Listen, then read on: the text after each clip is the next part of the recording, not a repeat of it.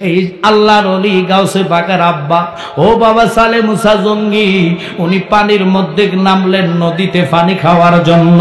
ওই পানিটা হাতে নিয়া কুশ করে মুখে লইতে দেরি চক্ষু দিয়া তাকায়া দেখে স্রোতের সাথে আপেল একটা ফল অথবা আনার ফল বেশি আসতেছে। ফলটা টান দিয়া লইয়া গাউসে পাকের আব্বা মুখে দিয়া খাইয়া অর্ধেক খাওয়ার পরে মনে হইল খিদার জ্বালা কি করেছি, কি খাইলাম আমি, এই খানাটা তো আমার জন্য জায়েজ না, কারণ এটা কার ফল, যার ফল আমি তার তাই অনুমতি নিলাম না। আমরা তো বড়ি দেখলে গাছের মধ্যে ঢিল মারি, আম পাকা দেখলে আম গাছে ঢিল মারি, লোভ সামলাইতে পারি না। কথা কন ঠিক কিনা? ফাকনা ফেফে দেখলে, আপনাদের দেশে ফেফে কয় না কি কয় জানি না, ওই ফেফে দেখলে, ফেফে আসেনি চিনিনি ফেফে, ফেফে মানে আমরা নোয়া খাইলে কথা কয় কবিয়া, আমরা দেশে কি কয় কয় ফল, কয় ফল, কয় ফলটা দেখিয়া অনেকে লোভ সামলাইতে পারেন না, চতুর্মুখী চাইয়া গাছরে লাড়া দিয়া ফালাইয়া লইয়া যান। এটা কিন্তু ঠিক না।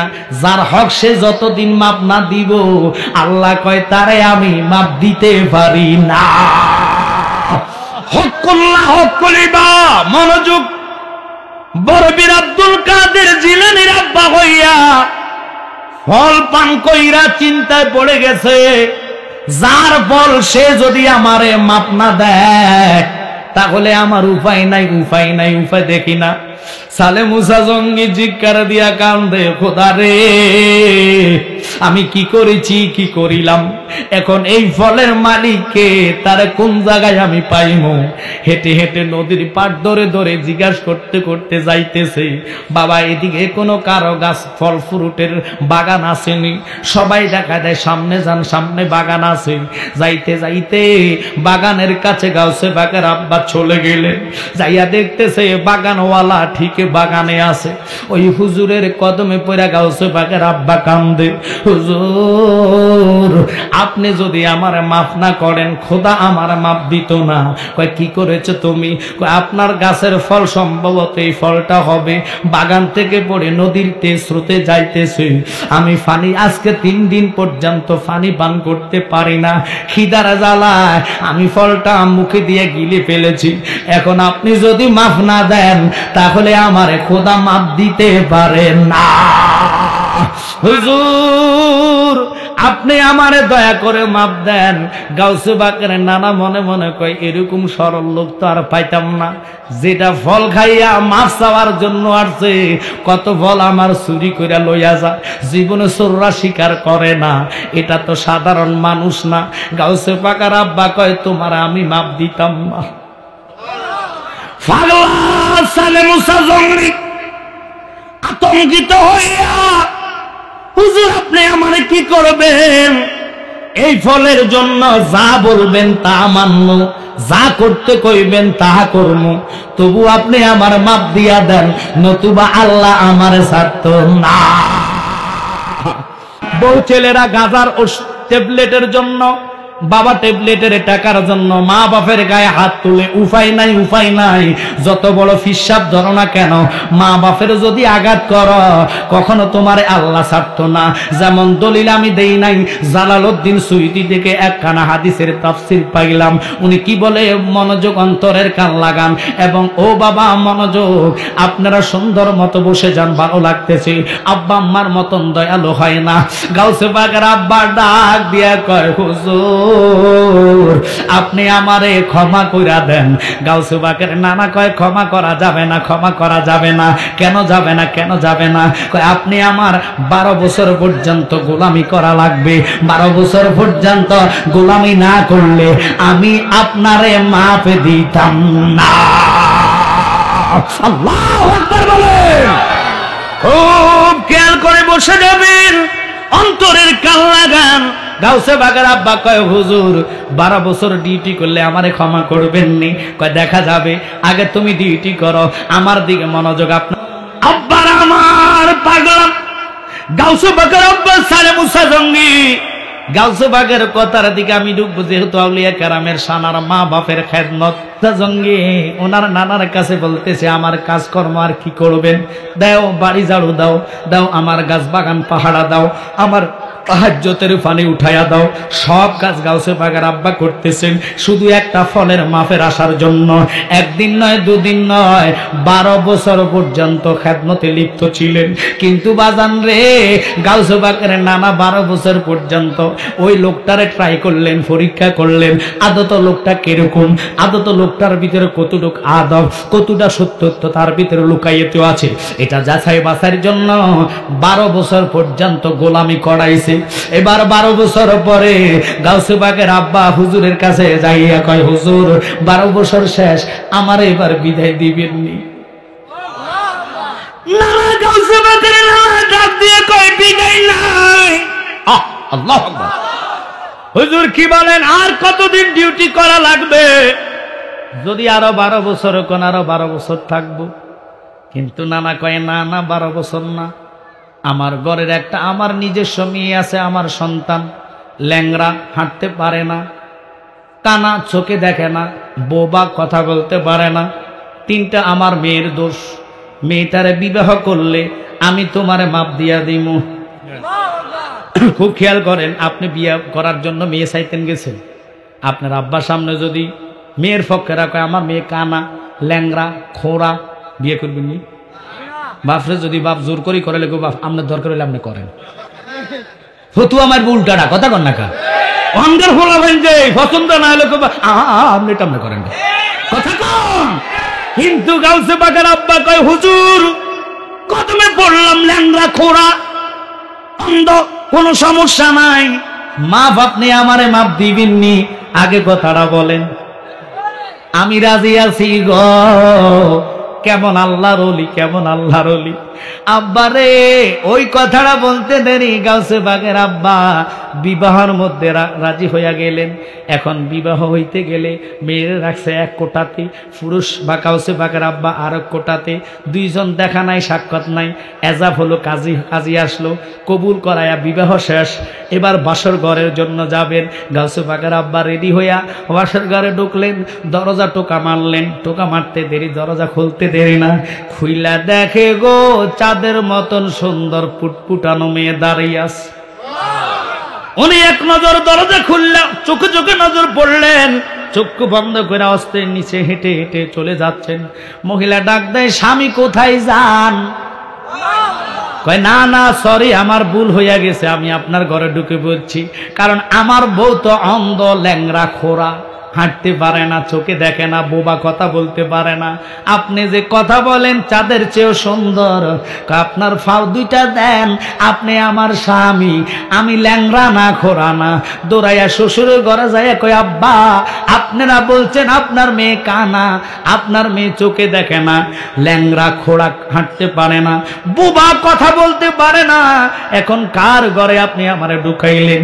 বাবা রে, ও বাবা, আমার এই মেয়ে এটাই সত্য, জীবনে চাঁদের সূর্য আমার মেয়েরে দেখে নাই, ঘরে থাকতে 5 ওয়াক্ত নামাজ পড়তেন, আমার মেয়ে কখনো কোনো লোক সমাজে কথা বলে নাই, এই জন্য বলেছি বোবা, চাঁদের সূর্য দেখে নাই, দুনিয়ার কোনো মানুষ দেখে নাই, এই জন্য বলেছি অন্ধ, হাঁটতে পারে নাই বলেছি পাও ল্যাংড়া, কোনোদিন হেঁটে হেঁটে কোনো পাড়া কোনো ঘরে যায় নাই, কোনো বান্ধবীর সাথে মিশে নাই, এই জন্য বলেছি খোড়া।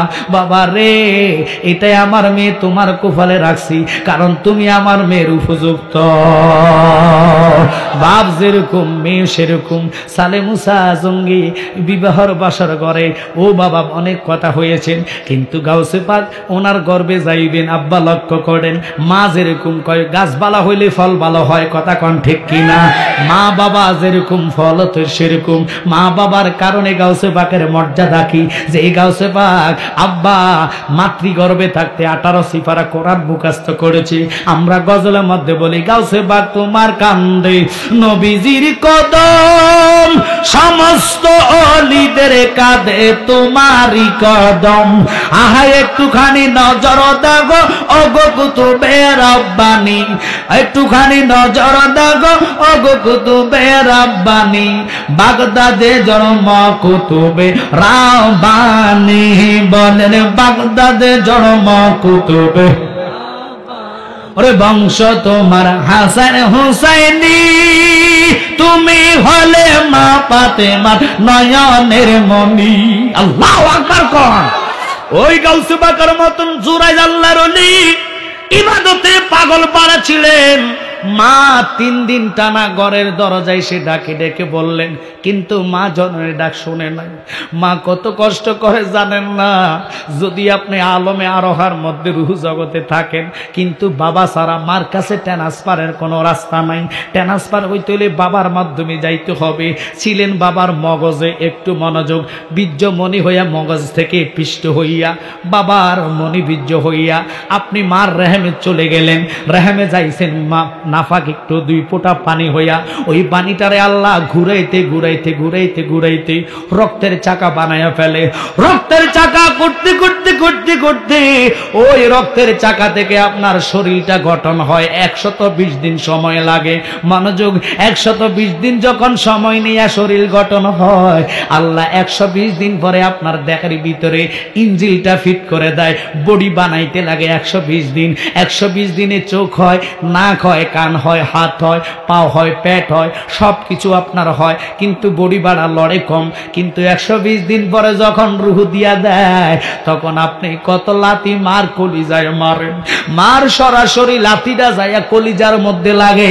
ওখানে কোনো দেওয়াল নাই, ওখানে কোনো পর্দা নাই, চামড়ার ভিতরে থাকেন। ওই ফুটবলের মতন চামড়ার ভিতরে থেকে আব্বা রেহেম থেকে যে লাথিটা মারছেন, লাথিটা মার কলিজায় যায় লাগছে।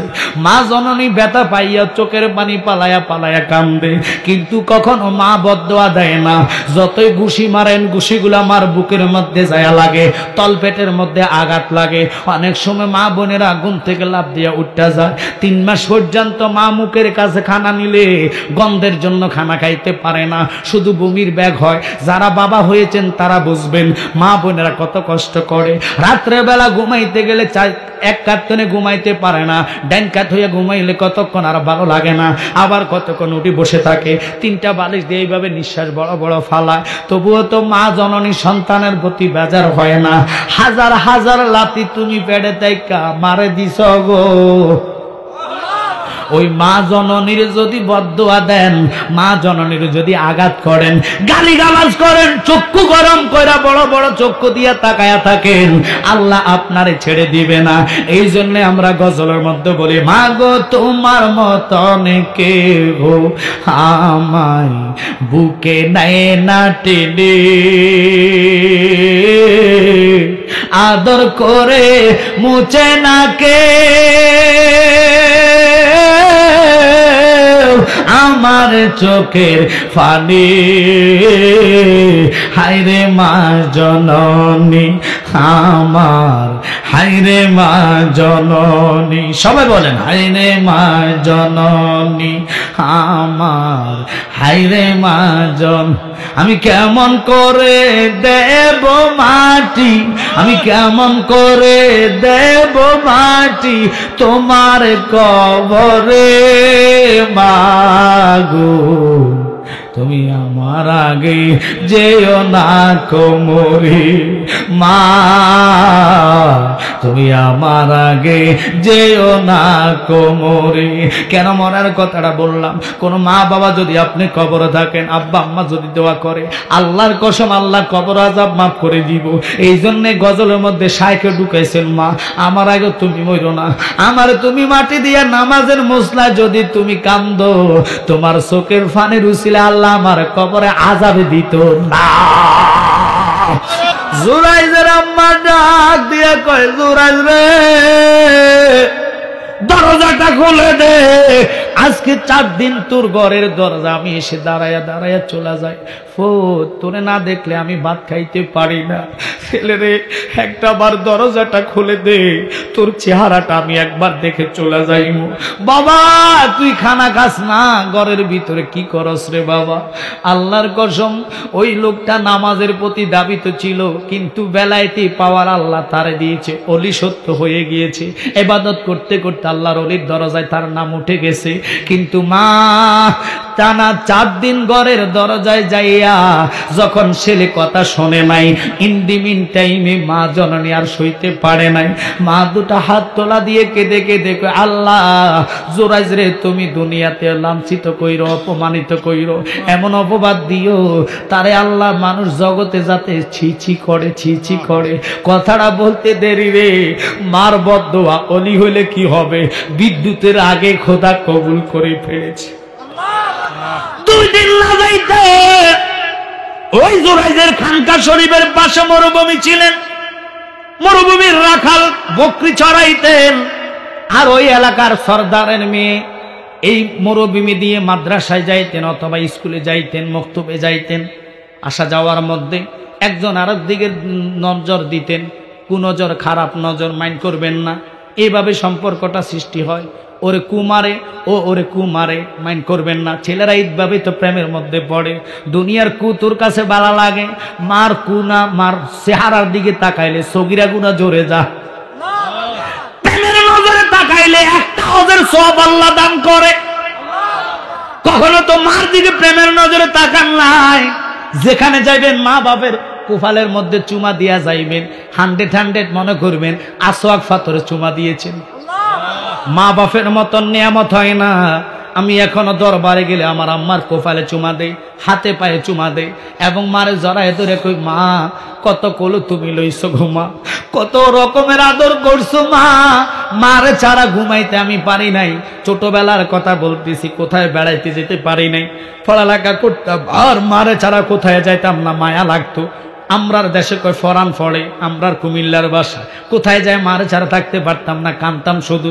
আব্বা আমারে কোথায় নিতেন না, কেন জানেননি? মার জন্য ওই মায়াটা লাগে। এখনো আমার মা দুনিয়াতে আছে, দোয়া করবেন। কিন্তু আব্বা হারাইয়া আব্বার জন্য কলিজাটা জ্বলে। কারণ জানেননি, ওরে বাবা যে মোর পরম বন্ধু, বাবা জন্মদাতা, ভুল করে কো বাবার মনে দিও না ভাই ব্যথা, ঠিক কিনা? ওই বাবার খেদমত করবেন, বাবার পায়ের মধ্যে তেল মালিশ করবেন। শুনে নেন, রাত্রে যাইয়া মা থাকলে মার পায়ের মধ্যে হাত দিয়ে চাইবেন, পাটা যদি ঠান্ডা লাগে ভালো তেলাইন না, আস্তে আস্তে ডইলেন, আস্তে আস্তে পায়ের মধ্যে তেল মালিশ করে দিয়ে। আমি জালালি গ্যারান্টি দিয়ে কইলাম, মার কলিজা থেকে যদি সুন্দর একটা আওয়াজ আসে যে দেখছুনি আমার ছেলে এত রাত্রে আমার পায়ে তেল ডইলা দেয়, এই মনস্তাবটা যদি আসে রে, দোয়া করা লাগে না, দোয়া রুহু থেকে আসে। রুহুর দোয়াটা কাজে লাগলে আল্লাহ তোর বেড়া পার কইরা দিবা।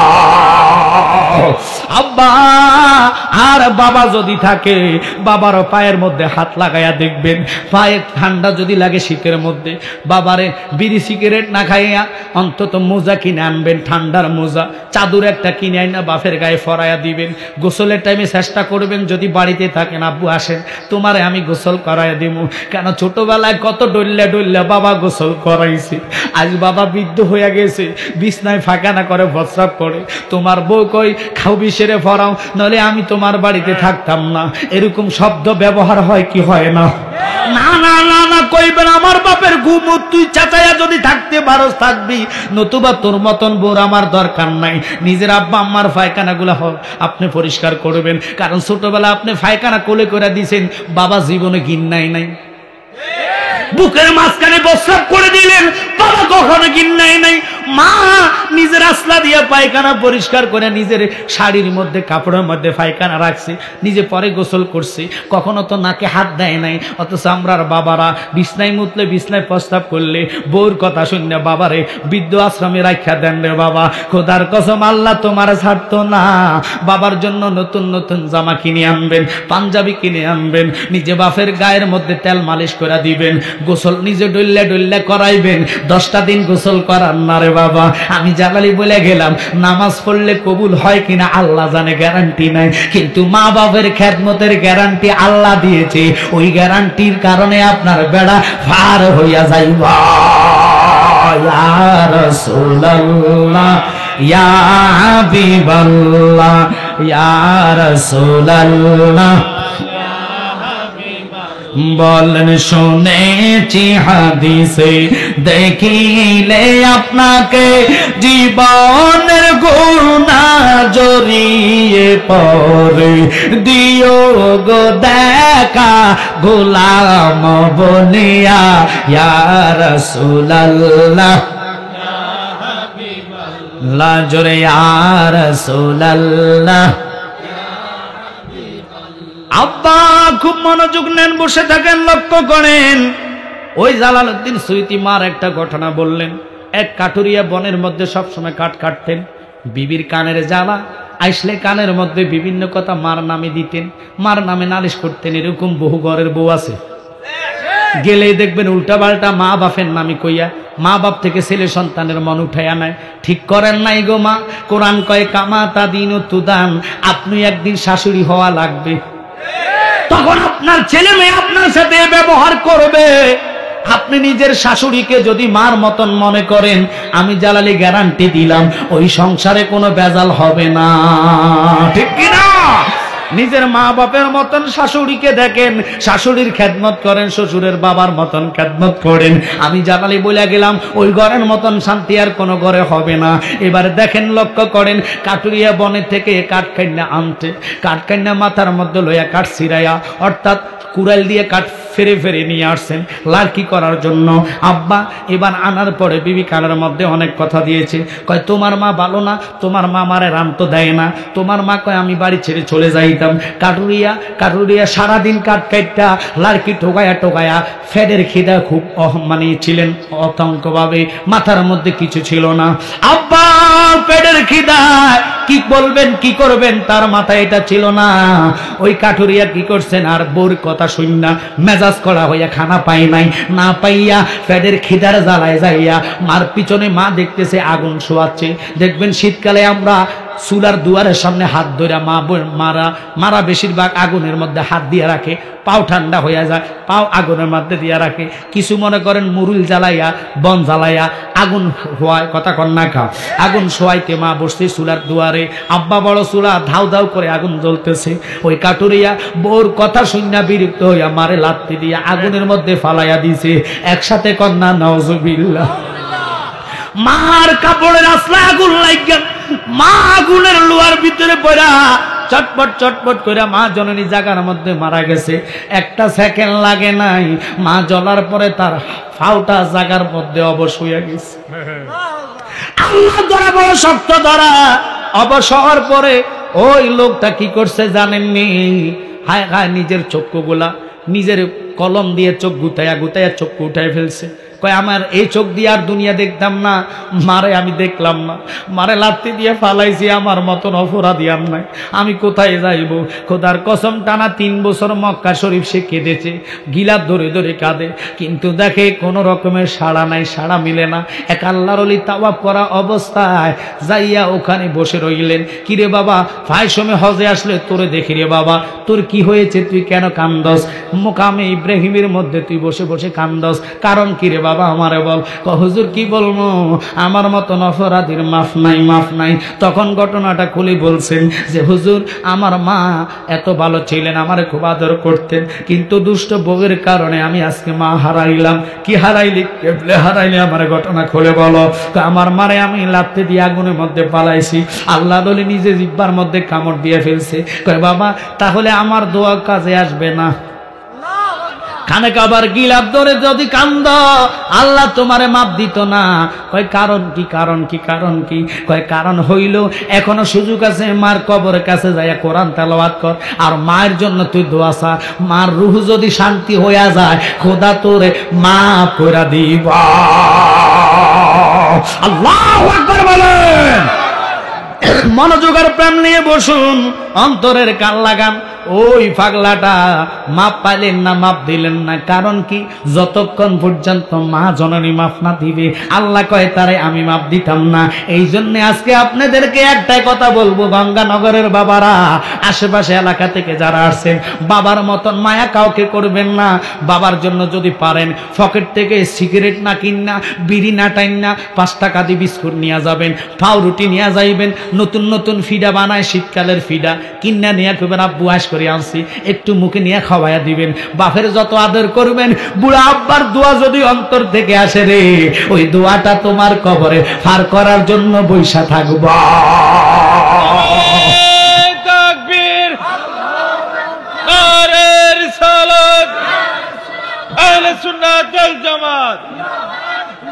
আব্বার আমার ফাঁকিদি কথাটা বলে নেই, আল্লাহ মাহফির মুফতি গিয়াসউদ্দিন তাহিরি ভাই রুহানি সন্তান প্রায় সময় আমার সাথে আসে। দেখেন, এটা হলো জিক্রে মোস্তফা, আপনাদের জন্য এই নাতের বইটুকু নিয়ে আসছে। এটা অ্যাকশন মানে কি, মরুভূমির মধ্যে ওই রাখালের সাথে বাদশার মেয়ের, ওই রাখালের সাথে ওই মেয়েটার সম্পর্ক হইয়া গেলেন। আব্বা কেমন সম্পর্ক, দুনিয়ার সম্পর্কের ভিতরে তারা মাথাহারা হইয়া গেলেন। লক্ষ্য করেন, প্রেম নিয়ে বসুন, এবার দুনিয়ার প্রেমে মাথা হারা হইয়া পাগল পারা হইয়া হায় হায় কি করলেন বাবা, মনোযোগ দেন। ওই মেয়েটার সাথে রাখালের খারাপ একটা সম্পর্ক, দেহর সম্পর্ক হওয়ার কারণে, না জানাতে না জানার কারণে মেয়ে না বুঝতে পারে, পেটের মধ্যে সন্তান হইয়া গেলেন। এলাকাবাসীরা দূর দূর সিসি করে, বাড়ি থেকে তাড়াইয়া দিমু, হত্যা করমু, মেরে ফেলমু, এরকম অসতী নারীর এলাকায় জায়গা নাই। কথাটা যখন বললেন, আব্বারা খেয়াল করে শুনবেন বাবারা, সর্দারের মেয়ে অন্যায় করেছে, সর্দার মেয়েকে চাপ দিছে, তোর এই সর্বনাশ করলো কেডা? আমার দেশের মধ্যে মান সম্মান সব শেষ, আর দেশে থাকা যাবে না। আমার যদি তুই বেটার নাম না বলস, আমি যেই দিকে চক্ষু যাবে চলে যাইমু। বাফে চাপ দেওয়ার কারণে মেয়েটা অসহায় হইয়া চলে গেলেন ওই জামাইয়ের কাছে, অর্থাৎ রাখালের কাছে। রাখাল রে, তুই না কইস আমার বিবাহ করবি, আমার যদি ইজ্জত না বাঁচত আমার আব্বা বাঁচত না, বল আমি কি করতাম, কোন রাস্তার দিকে যাইতাম? তোর নাম যদি বলে তাহলে তোর একজন বা মানে রাখবে না, ফিটটা মেরে ফেলবে। রাখাল ভয় পেয়ে কইতেছে কি জানেননি, যে আমার কথা বললে আমার বিশ্বাস তোমার আব্বা মানবে না, হান্ডে ঠান্ডে তোমার মারবো, আমার মারবো। এক কাজ করো, ওই যে পাশের ঘরটা দেখতেছো, এটার মধ্যে একটা যুবক ছেলে থাকে, সারাদিন নামাজ লইয়ে ব্যস্ত, কোরআন তালাওয়াতে ব্যস্ত, তুমি তার নাম বইলা দিও, সবাই বিশ্বাস করবে। শয়তানি মাথার মধ্যে আসছে যে ছেলেটা তো আল্লাহর ওলি, সবাই জানে, সবাই জানে লোকটা খুব ভালো, ইবাদত করে জোরাই। যে এই ঘটনাটার পরে ও আমার জ্ঞানী গুণী সুন্নি ভাই বাবারা, হায় হায় জোরাই আল্লাহর ওলি রে। এলাকাবাসীরা যাই মেয়ে যখন সবার কাছে বললেন যে আপনারা যারা বিশ্বাস মানেন, আপনারা যারে ভালো বলেন, আপনারা যার প্রতি পাগল পারা হইলেন, জোরাই যে আমার এত বড় সর্বনাশ করেছে, আমার এত বড় ক্ষতি করেছে, আপনারা দয়া করে তার কঠিন বিচার না করলে আমার মরণ ছাড়া গতি নাই। এলাকাবাসীরা ক্ষিপ্ত হইয়া, যুবক যুবতীরা একসাথে যাইয়া জোরাইজের বুক টেনে মাথার থেকে ও বাবা চুল টেনে ঘর থেকে বের করে তার হুজরার মধ্যে আগুন ধরাইয়া দিলেন। আর তার ইচ্ছা মতন মানুষ মুরগায় কেউ লাথি দেয়, কেউ ঘুষি দেয়, কেউ স্যাপ মেলায়, কেউ জুতা মেলায়। দেখেন মার বদদোয়া কোথায় গেছে। মা কইছে দুনিয়াতে তারা লাঞ্ছিত কইর, বেজ্জিতি কইর, অথচ ফিসাব ছিল, মানুষে মুরগার বাচ্চা নিয়ে দিত, ডাব নিয়ে দিত, দুধ নিয়ে দিত। দেখেন খাড়ি ফিসলে, ছোট ছোট খাড়িগুলো ফিসলে মাছ পাইলে মাছ নিয়ে দিত, বড় মাছটা তার জন্য নিয়ে যাইতেন। এরকম আমরা ফিসাবের জন্য নেই কি নেই না? একটু জোরে বলেন নেই কি নেই না? নিয়ত করে অনেক কিছু দেয়, কিন্তু জুরাইজের জন্য এত কিছু করার পরে ওই জুরাইজের আম্মার বদদোয়াটা খুব মারাত্মক। সবাই মারধর করলেন, জুরাইজ একটা ডাক দিয়ে কয়, এলাকাবাসী রে,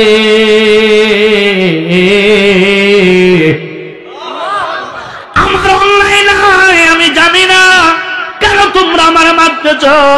কয় সাধু সাজার তুমি ব্যাপার নাই, কেন সাধু সাজতে চাও? মানুষের কাছে আর ভালো হতে পারবা না, তোমার মতন বন্ড কেউ নাই। কয় কি হয়েছে বলো? কয় অমুক মেয়ের সর্বনাশ করেছো তুমি, পেটের মধ্যে বাচ্চা চলে আসছে। খোদার কসম আমি জানি না, কথাটা বললে লাভ হবে কি? মেয়ে যদি মিথ্যা বলে কথাটা তো মিথ্যা। জুরাইজ কইছে জানি না কথাটা সত্য না মিথ্যা? একটু জোরে বলেন। সত্য ঘটনা, কিন্তু কেউ বিশ্বাস করে না। মার বদদোয়া কোথায় নিলেন? এবার সকলে মিলে আব্বারে মনোযোগার প্রেম নিয়ে বসেন।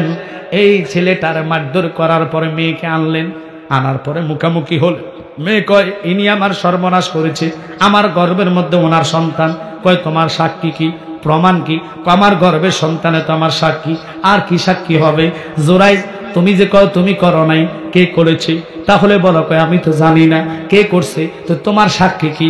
আমার সাক্ষী কেউ নাই, তবে আমি একটা গ্যারান্টি দিয়ে বলতে পারি, উনি যেহেতু বলছে ওনার গর্ভধারিণী সন্তান সাক্ষী, আমি চ্যালেঞ্জ করে কইলাম ওনার ছেলে দুনিয়াতে আসলে আপনারা তারে প্রশ্ন করবেন, সে বইলা দিব তার আসল বাবা কেডা। একটু চিৎকার দিয়া কোন আল্লাহু আকবার। বাজান কেমন কথা বাবারা, ছোট বাচ্চা কথা কইতে পারে এই বিশ্বাস আপনাদের হয়নি? কওয়া তো সম্ভব না, কারণ আপনারা যারা কোন হয়, কারণ বাচ্চারা কথা বলতে পারে না। কমপক্ষে 2-2.5 বছর লাগে কথা ফুটতে, কথা কণ্ঠে কিনা। কিন্তু 1 সপ্তাহের সন্তান বাচ্চারে যদি কেউ প্রশ্ন করে, ছেলে বুঝবে কি, কথা বলবে কি? কিন্তু জোরাইজ আল্লাহর ওলি, ও বাবা এত পাওয়ারফুল আল্লাহর ওলি, যার বেলায়েতের পাওয়ার বলেছি আরশ পর্যন্ত চলে গেছে। মনোযোগ আর প্রেম নিয়ে বসুন। হায় হায় কি করলেন রে বাবা, লাভ হবে কি? মার বদদুয়ার পাওয়ার কেমন? ওলি আল্লাহর পাওয়ারও শক্ত, কিন্তু আল্লাহ কয় ওলির পাওয়ারও ঠিক রাখলাম, মার বদদুয়া দিয়ে তোরে বেজ্জিতি করলাম, যেন তুই আর বেয়াদবি না করস, কোন লোক যেন মা বাবার সাথে বেয়াদবি না করে। এবার সকল মিলে রায় দিবেন। রায় মানে কি? কইতেছে পেটের সন্তান কথা বলবে, জোরাইজ কইছে সে নাকি বলবে তার জন্মদাতা বাবা কেডা, এটা তো সম্ভব না। কয় ওই লোকেরা আপনারা যেহেতু বিচার করতেছেন, বিচার মানেন, আমি জবান দিলাম ছেলে কথা বলবে, তাহলে তুমি তো অপরাধী, শাস্তি তোমার হওয়ার দরকার। কয় আপনারা যেটা করবেন এটা মানবো। তাহলে তারে জেলখানায় দিয়া দাও। বন্দিখানায় 6 মাসের জন্য ঢুকাইলেন।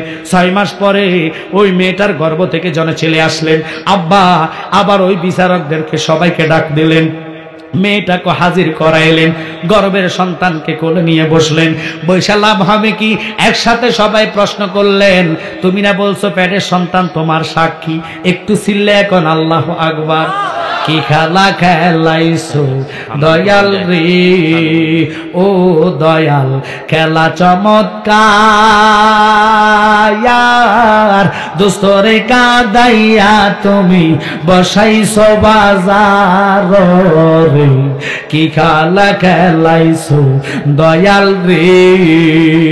একসাথে কোন আল্লাহু আকবার।